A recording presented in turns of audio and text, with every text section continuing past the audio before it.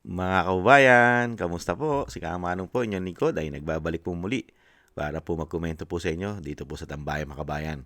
Sana po nasa maayos po kayong kalagayan at tayo po ay mag-umpisa na. Komentuhan po natin. Ito pong isang Japanese.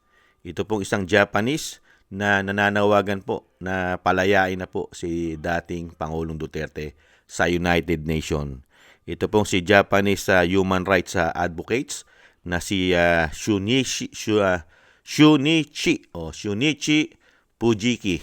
Shunichi Fujiki, isa pong human rights advocates, ay nagsalita po sa United Nations at hinihiling po na palayain ang dating Pangulong Duterte. Mabuti pa tong Japanese, mga kababayan. Nakita niya po ang napakagandang ginawa po ni dating Pangulong Duterte sa ating bansa.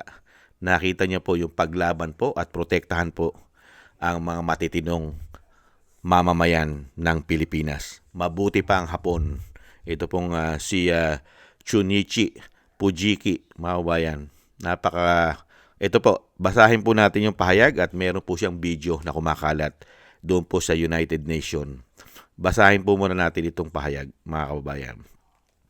Ayon po kay Japanese advocate po ng human rights na si Shunichi Fujiki, ayan po ang kanyang pahayag. Japanese nanawagan sa United Nations na palayain si dating Pangulong Duterte. Nandito ako upang kundinahin ang isang matinding kawalan ng katarungan sa 80 years old o isa ang 8 taong gulang na dating Pangulo ng Pilipinas na matapang na lumaban sa illegal na droga upang protektahan ang milyong-milyong Pilipino ay illegal na inalis sa kanyang sariling bansa. Totoo po yung mga tambay. At ipinagpalit sa matagal na pre-trial detention ng ICC sa Dahid. Shunichi Fujiki, mga bayan. Yan po ang napakagaling at napakahusay na Hapon at naninindigan po para po kay dating Pangulong Duterte. At siya po yung nagsalita sa United Nations. Totoo po yung sinasabi niya. Buti pa nga itong Hapon, mga tambay, nakita niya po yung kagandahang ginawa ni dating Pangulong Duterte sa ating bansa. Uulitin po natin. Japanese na nawagan sa United Nations na palayain si dating Pangulong Duterte. Nandito ako upang kundinahin ang isang matinding kawalan ng katarungan. Ang 80 taong gulang na dating Pangulo ng Pilipinas na matapang na lumaban sa illegal na droga upang protektahan ang milyong-milyong Pilipino ay illegal na inalis sa kanyang sariling bansa at pinanatili sa matagal na pre-trial detention ng ICC sa Dahid. Totoo po yun.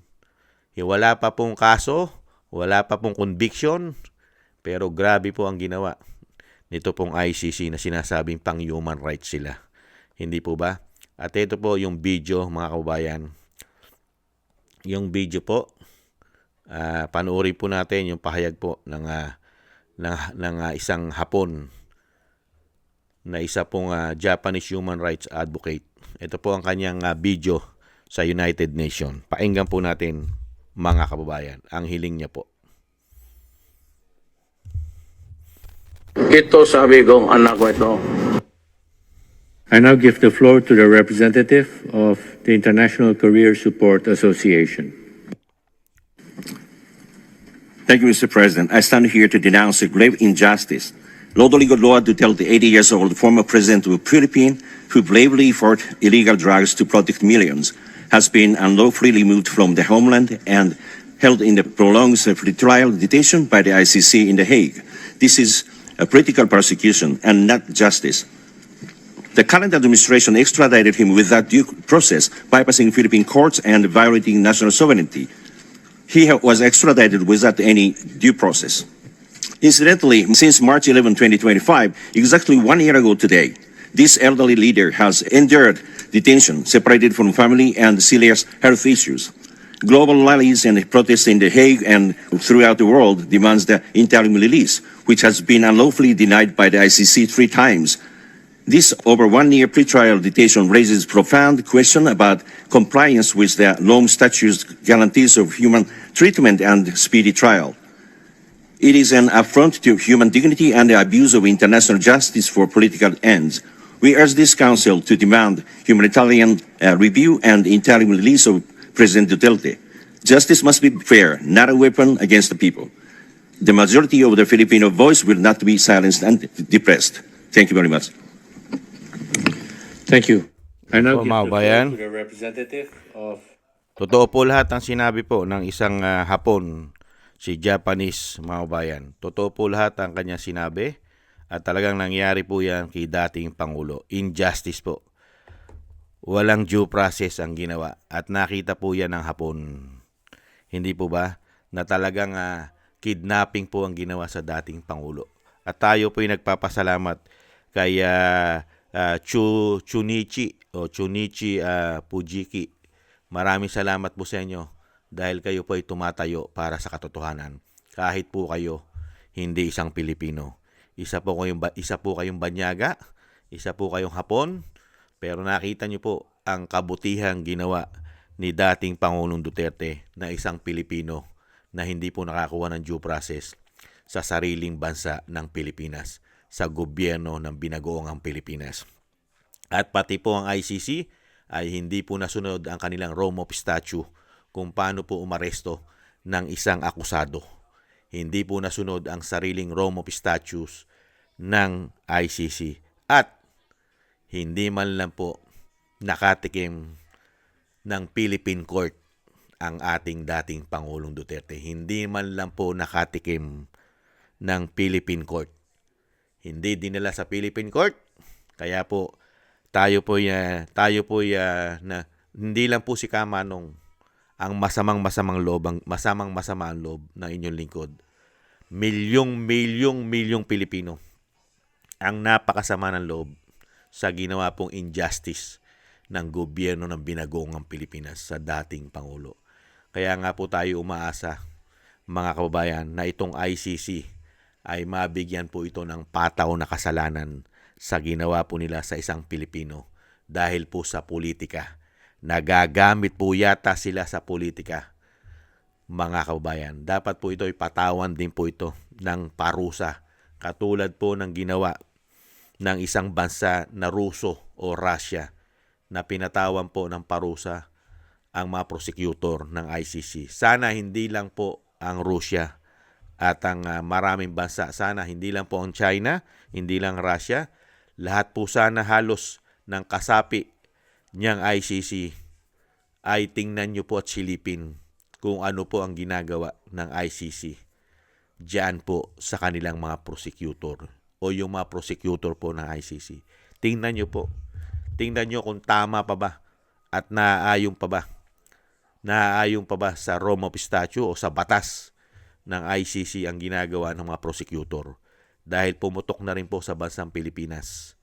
Pumutok na sa Pilipinas at marami po nagpapatotoo, lalong-lalo po ang mga soldiers o ex-marine na ang ICC ay nagagamit sa politika dahil sa pera.